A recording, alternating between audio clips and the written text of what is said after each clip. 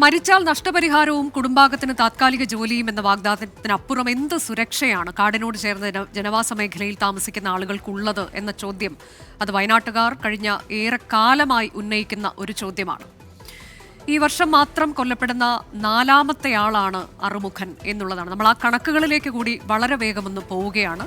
ഈ വർഷം 4 പേർ വയനാട്ടിൽ കാട്ടാന ആക്രമണത്തിൽ മരണമടഞ്ഞിട്ടുണ്ട്. അതിൽ നാലാമത്തെയാളാണ് അറുമുഖൻ. കഴിഞ്ഞ 3 വർഷത്തിനിടെ 14 പേരാണ് കാട്ടാന ആക്രമണത്തിൽ കൊല്ലപ്പെട്ടത് എന്നതാണ് കണക്ക്. ജീവൻ നഷ്ടമായവരുടെ കണക്ക് ഇങ്ങനെയാണ്. ഈ വർഷം മാത്രം കൊല്ലപ്പെട്ടവർ ആരൊക്കെയാണ് അതുകൂടി ഒന്ന് പരിശോധിക്കാം.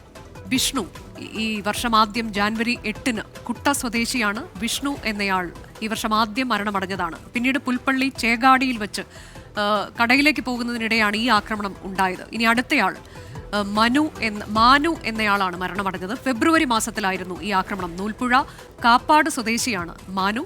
സാധനങ്ങൾ വാങ്ങി ഉന്നതിയിലേക്ക് പോകും വഴി ആനയ്ക്ക് മുന്നിൽ പെടുകയായിരുന്നു. ഈ തരത്തിലേക്കാണ് പലപ്പോഴും ഇന്നലെ നമ്മൾ കണ്ട മരണവും ഇങ്ങനെ തന്നെയാണ്. വീട്ടിലേക്ക് അരിയും സാധനങ്ങളും വാങ്ങിക്കൊണ്ട് പോകുമ്പോഴാണ് ആന ആക്രമിച്ചത് എന്നാണ്. ഇനി 3ാമത്തെ മരണം ബാലകൃഷ്ണൻ എന്നയാളാണ്. ഏറാട്ടുകുണ്ട് സ്വദേശിയാണ് ബാലകൃഷ്ണൻ. അദ്ദേഹം മരണമടഞ്ഞത് ഫെബ്രുവരിയിൽ തന്നെയാണ് എന്നതാണ്.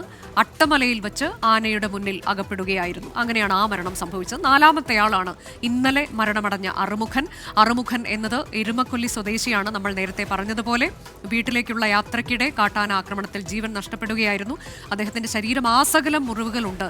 കാട്ടാന ആക്രമണത്തിൽ ശരീരം ഛിന്ന ഭിന്നമായി പോയി എന്നൊക്കെയുള്ളതാണ് ദൃക്സാക്ഷികൾ പറയുന്നത്. വീട്ടിലേക്ക് അരിയും മറ്റ് സാധനങ്ങളും ഒക്കെ ആയി പോവുകയായിരുന്നു. കഴിഞ്ഞ 10 വർഷത്തിലേറെയായി ഇവിടെ അദ്ദേഹം ജീവിക്കുന്നുണ്ട് എന്നതാണ്. ഇനിയും കാട്ടാനക്കളിയിൽ ജീവനറ്റ വയനാട്ടിലുള്ള ആളുകൾ എത്ര പേർ എന്നത് ഒരിക്കൽ കൂടി നമുക്ക് നോക്കി വന്നാൽ 2024-ൽ 5 പേർ ഇവിടെ മരണമടഞ്ഞിട്ടുണ്ട് എന്നതാണ്. 2023-ലും 5 പേർ എന്ന തരത്തിലേക്ക്. പക്ഷേ ഈ വർഷമാകുമ്പോഴേക്കും അതിൻ്റെ എണ്ണം വർദ്ധിക്കുന്നുണ്ട്. കാരണം ഇതിനോടകം തന്നെ ഈ അടുത്ത കണക്കിലേക്ക് എത്തിയിട്ടുണ്ട് ഈ വർഷം തുടങ്ങുമ്പോൾ തന്നെ എന്നുള്ളതാണ് ഏറ്റവും ആശങ്കയായി വയനാട്ടുകാർക്ക് ഇപ്പോൾ നിലവിൽ ഉണ്ടാകുന്ന ഒരു കാര്യം.